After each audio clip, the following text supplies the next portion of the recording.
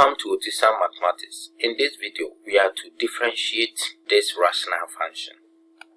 And in differentiating rational function, we use quotient, which says that if y is equal to u over v, then dy dx is equal to v du dx minus u dv dx over v squared.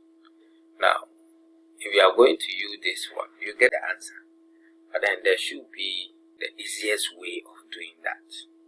So, this particular question, what you need to do, if you want to use a shortcut, it is this time that 1 times 2 minus the coefficient here, 1 times minus 3 over the denominator square.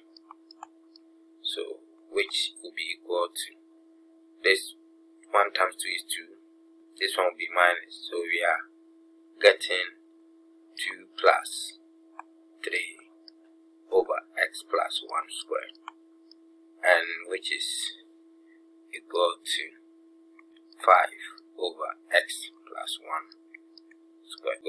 So let me give you a general one.